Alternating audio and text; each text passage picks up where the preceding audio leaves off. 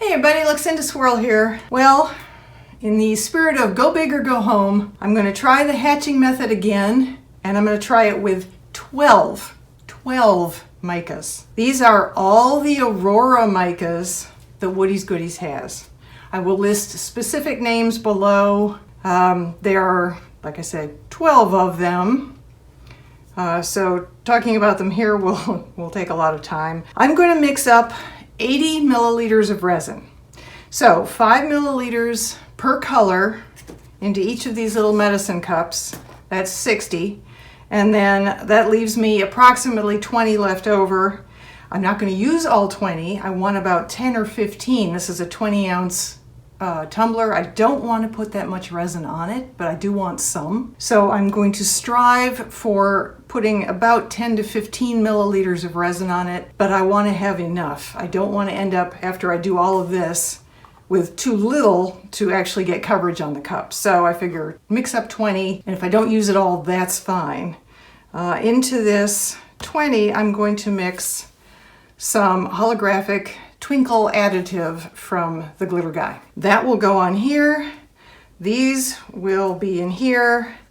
And then once again, using either or both, I have my 2 silicone tipped brushes here, recommended by Annika Swenson, who does an amazing hatching method.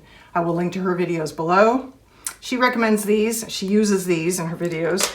And my wonderful subscriber, Deborah Jo, recommended these, the bamboo handle, like they're like hors d'oeuvre picks, swizzle stick type things. So I have both on hand. If one doesn't work, I may switch to another. If you see me doing that, you'll understand my frustration. My problem in the past has been that even though I use these tools with very fine pointy tips, I end up with blobs of mica when I first try and get it from the medicine cup onto the tumbler. I end up with blobs instead of the parallel lines I'm trying to make. That's what hatching is. It's parallel lines.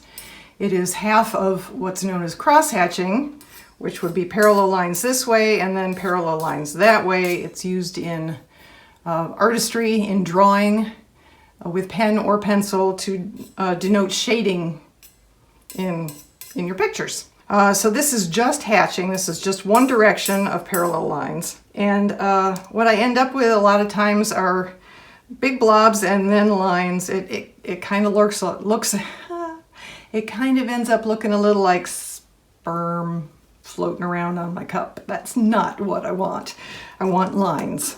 So I'm going to try my best. I'm going to put a minimum of resin on here so that all this doesn't start moving around too much. And then at the end, when I've got everything on and I can't stand it anymore, I will not use a torch. I will not use a heat gun. I do not want movement. I want to keep my lines if I can, but there will be bubbles.